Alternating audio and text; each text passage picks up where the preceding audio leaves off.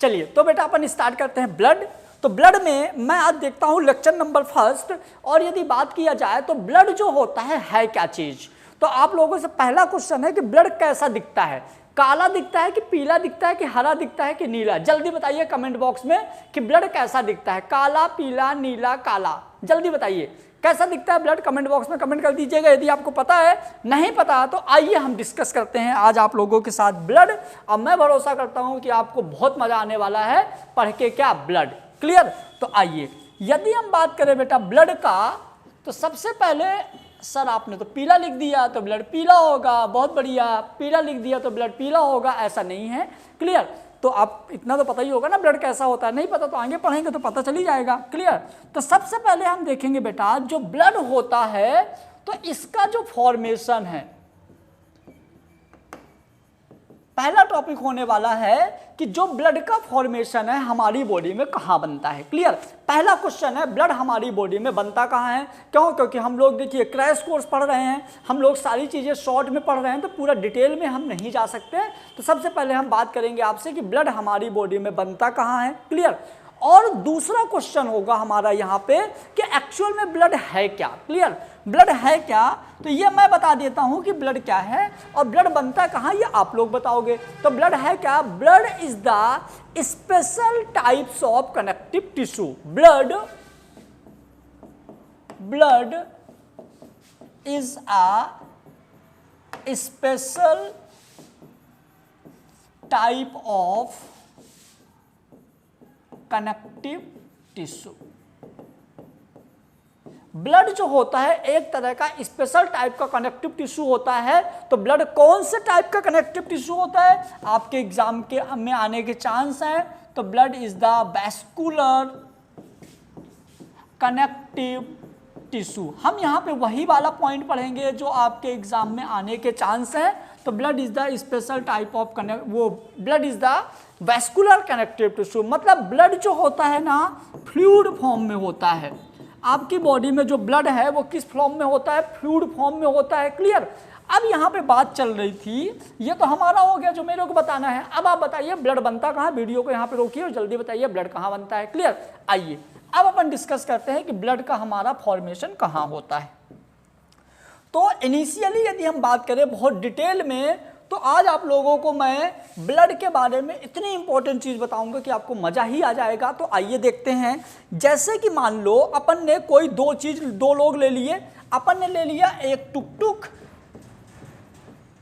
अपन ने ले लिया एक टुकटुक और अपन ने ले लिया एक रिमझिम। बोलो कौन?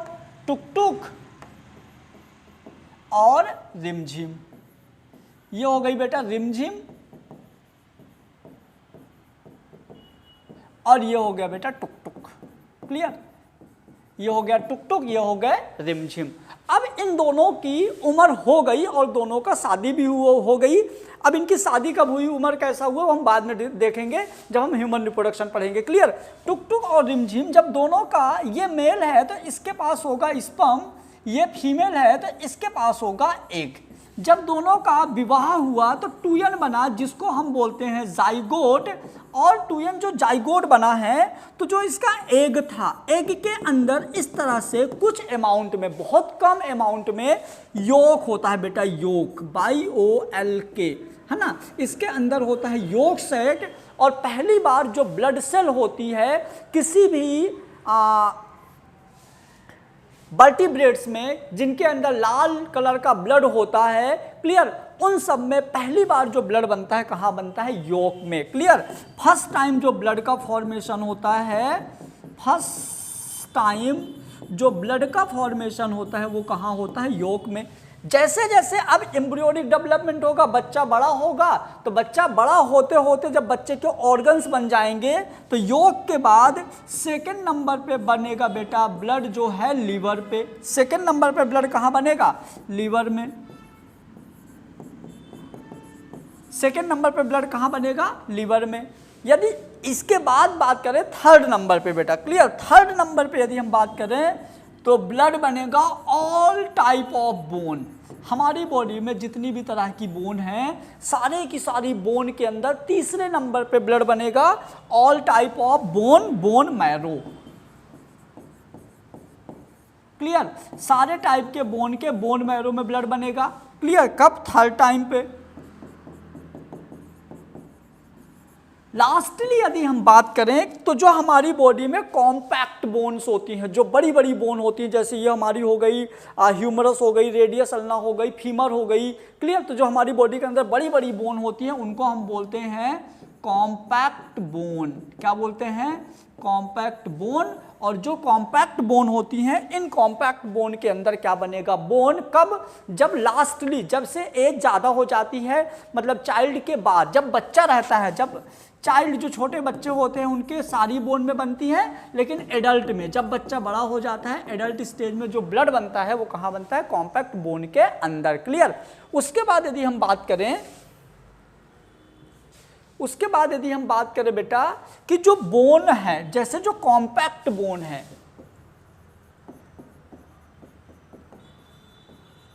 जो कॉम्पैक्ट बोन होती है हमारी बॉडी में, जो बड़ी हड्डियां होती हैं, तो कॉम्पैक्ट बोन का आओ हम डायग्राम बनाते हैं, फिर समझते हैं। क्लियर। तो यदि हम बात करें बेटा जो कॉम्पैक्ट बोन होती है, मैंने कॉम्पैक्ट बोन का ये डायग्राम बना दिया।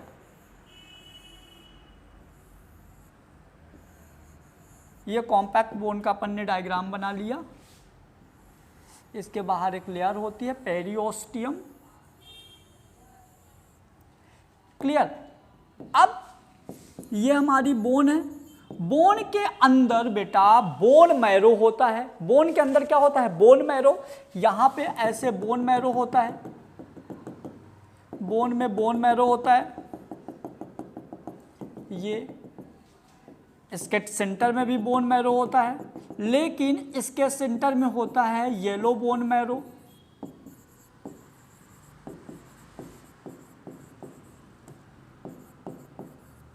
इसके दोनों साइड ये होता है रेड बोन मैरो। जो रेड बोन मैरो होता है बेटा, यहां पे बनता है ब्लड। रेड बोन मैरो में क्या बनता है? ब्लड। येलो बोन मैरो में ब्लड नहीं बनता। ब्लड कहाँ बनता है? रेड बोन मैरो में। लेकिन कब? जब हमारी बॉडी में एक्सीडेंट हो गया, एक्सेस ब्लड लॉस, जब हमारी बॉडी का ब्लड जरूरत से ज़्यादा लॉस हो जाता है, जैसे एक्सीडेंट हो गया या कोई ऑपरेशन हुआ। क्लियर। उस टाइम पे जब हमारी बॉडी में ब्लड की कमी हो जाती है, तब कुछ अमाउंट में ब्लड बनाता है yellow bone marrow. Mainly blood कौन बनाता है? Red bone marrow. अब जब ब्लड बोन मैरो के अंदर जब ब्लड बनता है, तो ये ब्लड आगे चल के क्या क्या बनाता है? तो बेटा कुछ ब्लड बनाता है अपना बी सेल, और कुछ ब्लड बनाता है बेटा टी सेल। जो ब्लड बी सेल बनाता है इसको हम बी लिम्फोसाइड बोलते हैं। इसको हम क्या बोलते हैं? B lymphocyte. जो टी होता है ये होता है बेटा टी लिम्फोसाइड। क्लियर। कुछ होता है बी लिम्फोसाइड, कुछ होता है टी लिम्फोसाइड। अब यदि हम बात करें तो बी लिम्फोसाइड क्या बनाता है, टी लिम्फोसाइड क्या बनाता है? बनाएगी आपकी एंटीबॉडी। कौन सी एंटीबॉडी बनाती है? तो IgG, IgA, IgM, IgD और IgE। जो टी लिम्फोसाइड है ये बनाती है टी हेल्पर, ये बनाती है टी किलर, ये बनाती है टी सप्रेसर, और ये बनाती है टी मेमोरी। क्लियर। तो इस तरह से हमारी बॉडी में जो ब्लड होता है, तो इतनी सारी चीज़ें हमारी बॉडी के अंदर बनाता है। क्लियर। तो ब्लड खुद कहाँ बनता है? बोन मैरो में। और उनमें से कुछ बोन मैरो कहाँ चला जाता है? कुछ ब्लड, तो जो हमारा ब्लड खुद ब्लड होता है वो कहाँ बनता है? बोन मैरो में। और फिर जो ब्लड बोन मैरो के बना, तो कुछ ब्लड क्या होता है? बोन मैरो में ही रह जाता है, जो जाके बी सेल बनाता है। कुछ बोन मैरो में रह जाता है। कुछ ब्लड क्या होता है? थाइमस ग्लैंड में चला जाता है। जो थाइमस ग्लैंड में चला जाता है वो टी सेल बनाता है, टी लिम्फोसाइड बनाता है। जो बोन मैरो में रह जाता है वो बी सेल या बी लिम्फोसाइड बनाता है, जो कि ये इस तरह से 5 एंटीबॉडी बनाती है। पांचों एंटीबॉडी को आप याद रख सकते हो, GAM, गम, DE, दे। क्लियर। तो ये हो जाएगा गम दे, मतलब ये हो गई अपनी 5 एंटीबॉडी। तो ये हो गया बेटा ब्लड का बनना। ब्लड कहाँ बना? हमारे बोन मैरो के अंदर जो ब्लड बनता है, तो इसमें जो हमारा बोन मैरो के अंदर ब्लड बना, तो ब्लड इस तरह से बी लिम्फोसाइट, टी लिम्फोसाइट हमारी सारी चीज़ें बनाता है, क्लियर। अब ब्लड का कंपोजिशन क्या है, ब्लड के अंदर होता क्या है, ब्लड फ्लो कहाँ होता है, सारी चीज़ें हम यहाँ डिस्कस करते हैं। आइए चलिए, तो अभी अपन ने बना लिया बेटा ब्लड। अब सुनो, बात यहाँ पे ये है कि जो हमारे बॉडी के अंदर ब्लड बना है, ब्लड फ्लो होगा। ब्लड फ्लो होने के लिए हमारी बॉडी के अंदर होती हैं ब्लड वेसल्स। क्या होती हैं? ब्लड फ्लो होने के लिए हमारे बॉडी के अंदर होता है बेटा ब्लड वेसल्स। क्या होता है? ब्लड वेसल्स, जिसके अंदर ब्लड फ्लो होता है। ब्लड फ्लो होने के लिए हमारी बॉडी के अंदर क्या होता है? ब्लड वेसल्स, जिसके अंदर ब्लड फ्लो होता है। अब जो ब्लड वेसल्स होती है, ये एक्चुअल में दो होती हैं। एक होती है बेटा आर्टरी, एक होगी वेन, और बीच में हम बनाएंगे कैपिलरी। क्या बनाएंगे? कैपिलरी। अब यदि याद रखिएगा, यहाँ पे जो हमारी आर्टरी होती है हमेशा बेटा ये रेड कलर की होगी। हमारी बॉडी में आर्टरी को रेड कलर से डिनोट करते हैं। वेन जो होती है, वेन को हम ब्लू कलर से डिनोट करते हैं, क्लियर। और जो ये कैपिलरी होती है बेटा, ये मिक्स्ड होती है, क्लियर। मतलब हमारी बॉडी में जितने भी आर्टरीज होती है वो हमेशा प्योर ब्लड सप्लाई करता है। आपके एग्जाम के लिए इंपॉर्टेंट है। वेन जो है इम्प्योर, और जो कैपिलरीज होती है उसमें मिक्स्ड ब्लड होता है। कैसे? देखिए कुछ ऐसे, मान लीजिए कि ये हमारा जो आर्टरी है प्योर ब्लड लेके आया, आर्टरी प्योर ब्लड लेके गया, ये कुछ ऐसा कुछ नेटवर्क बनता है। और यहाँ पे जो वेन होती है, यहाँ पे ये जो वेन होती है, ये वेन है। आर्टरी और वेन में डिफरेंस क्या होता है? आर्टरी की वॉल थिक होती है बेटा, आर्टरी की वॉल थिक है, और इसका जो ल्यूमेन होता है, आर्टरी की वॉल थिक है और इसका ल्यूमेन नैरो होता है। जो इसकी वॉल है वो थिक है, और जो इसका ल्यूमेन होता है वो नैरो होता है। ये होती बेटा वेन। तो वेन की जो वॉल है वो थिन है, और जो इसका ल्यूमेन होता है वो ब्रॉड होता है। जो ल्यूमेन होता है उसका डायमीटर ज़्यादा होता है। और यहाँ पे एक्चुअल में मिक्स्ड ब्लड होता है। क्यों मिक्स्ड ब्लड होता है यहाँ पे? क्योंकि जो हमारा ब्लड है इसमें जो O2 है, क्लियर, तो जो हमारे आर्टरी में पहले से ग्लूकोज होता है, तो ये O2 ग्लूकोज से बाइंड होकर ग्लूकोज को ब्रेक करती है, और जब ग्लूकोज ब्रेक होता है तो यहाँ पे CO2 रिलीज होती है, और CO2 की वजह से जो ब्लड होता है इधर का, तो कैसा हो जाता है? देखिए यहाँ पे O2 है, यहाँ CO2 है, और इस जगह पे दोनों मिक्स होता है। इस वजह से कैपिलरीज के में मिक्स्ड ब्लड होता है, क्लियर। तो यहाँ प्योर ब्लड है, यहाँ मिक्स्ड ब्लड है, यहाँ इम्प्योर ब्लड है। तो इसी को यदि हम एक डायग्राम से समझे, तो देखो आप इस डायग्राम को ऐसे समझ लो। क्या है? देखो डायग्राम दिख रहा होगा आपको। ये हमारा रेड कलर वाली जो है ये आर्टरी है, ये ब्लू कलर वाली वेन है, यहाँ पे कैपिलरीज है जो कि मिक्स है, क्लियर। तो ये हो गया हमारा ब्लड का और थोड़ा सा इंफॉर्मेशन, बेसिक इंफॉर्मेशन।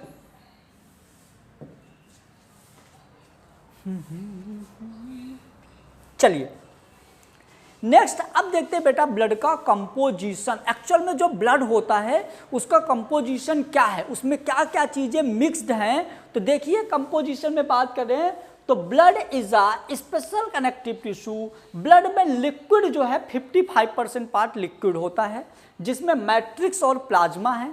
ब्लड में 45% सॉलिड होता है, जिसके अंदर ब्लड कॉर्पिकल्स, आरबीसी, डब्ल्यूबीसी, प्लेटलेट्स होती है। ये याद रखना कि जो ब्लड में नॉर्मली जो हमारा लिक्विड वाला पार्ट होता है वो 55% होता है, और सॉलिड वाला पार्ट 45 होता है। लिक्विड में होगा क्या? आपका मैट्रिक्स और प्लाज्मा, और यहाँ पे क्या होगा? आपका आरबीसी, डब्ल्यूबीसी, प्लेटलेट्स, मतलब ब्लड कॉर्पिकल्स, क्लियर।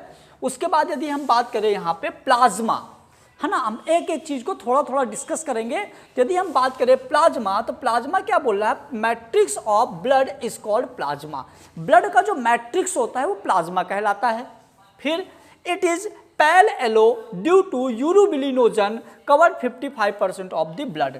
मतलब जो प्लाज्मा होता है पेल येलो, हल्का लाइट येलो कलर का होता है। यहाँ पे आप देख रहे होंगे कि जो 55% पार्ट है, ये जो यहाँ का 55% पार्ट है वो होता है बेटा क्या, प्लाज्मा। 55% मतलब 55% वॉल्यूम कवर करता है प्लाज्मा, बाकी क्या होती है हमारे blood कॉर्पुकल्स। Clear.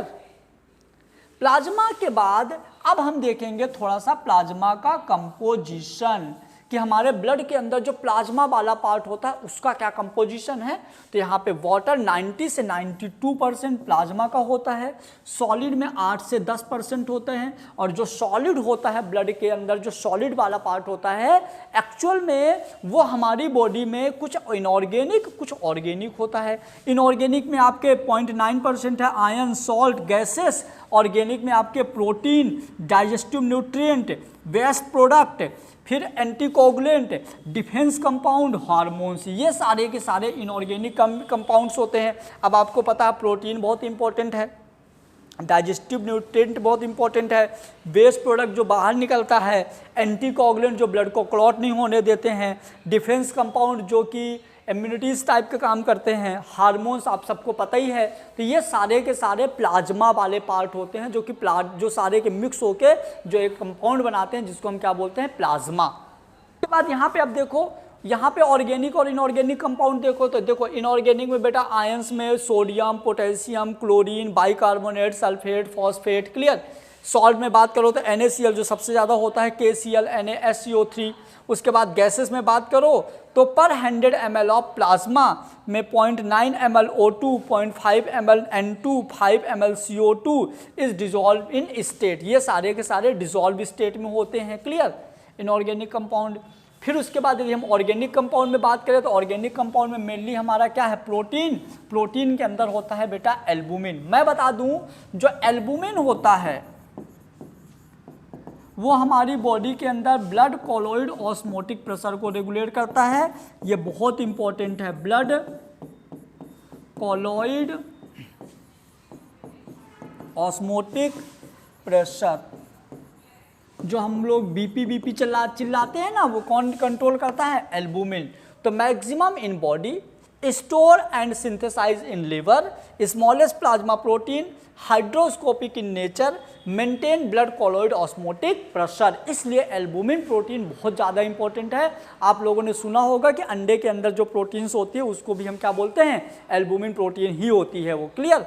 Next, globulin, very IMP। हमारी बॉडी के अंदर जो एंटीबॉडी बनती है, जो हमारी बॉडी के अंदर एंटीबॉडी बनती है एक्चुअल में वो ग्लोब्यूलिन प्रोटीन ही बनाता है। क्लियर। तो क्या लिखा है, in blood albumin globulin ratio. ये आपके एग्जाम में आ चुका है कि जो ब्लड का एल्बुमिन और ग्लोब्यूलिन रेशो होता है वो होता है 2:1। ये आपके एग्जाम में आ चुका है भाई साहब। Next, secrete and synthesise in liver and lymphoid organ. Lymphoid organ क्यों बोला, क्योंकि ये एंटीबॉडी वाला सिस्टम है। फिर destroy the poisonous chemical and kill the virus bacteria. जो ग्लोब्यूलिन प्रोटीन होता है तो हमारी बॉडी के अंदर जो पॉइजनस नेचर के सब्सटेंस होते हैं जो हमारी बॉडी को नुकसान पहुंचाते हैं उनको क्या करता है, ये उनको डिस्ट्रॉय करता है, वायरस को मारता है, बैक्टीरिया को मारता है। अब वायरस बैक्टीरिया को मारेगा तो जाहिर सी बात है एंटीबॉडी होगी। अभी मैंने बताया था GAMDE, गमदे। क्लियर। तो ये सारे के सारे जो एल्बुमिन है तो इस तरह से काम करेगा जो कि ब्लड के अंदर ही होता है। फिर डाइजेस्टेड न्यूट्रिएंट की बात करें तो डाइजेस्टेड न्यूट्रिएंट में क्या है बेटा, amino acid, glucose, fatty acid, glycerol, cholesterol और विटामिन्स। तो इस तरह से हम ब्लड के बारे में कुछ बेसिक सी इंफॉर्मेशन पढ़े हैं। अभी हम सेकंड लेक्चर में पढ़ेंगे बेटा ब्लड के जो मेन 3 कंपोनेंट हैं, RBC, WBC, प्लाज्मा। अभी मैंने सीखा ब्लड बनता कहाँ है, और मैंने सीखा कि ब्लड है क्या और ब्लड आपका बना कहाँ और ब्लड का कंपोजिशन क्या है। 3 चीज़ें हमने इस लेक्चर में सीखा। नेक्स्ट लेक्चर में हम सीखेंगे RBC, WBC और प्लेटलेट्स का बेसिक इन्फॉर्मेशन। फिर हम आगे बढ़ चलेंगे कहाँ पे, बॉडी फ्लूइड एंड सर्कुलेशन में। क्लियर बच्चों। चलिए, थैंक यू सो मच। अच्छा लगा तो कमेंट जरूर करिएगा। थैंक्स बच्चों।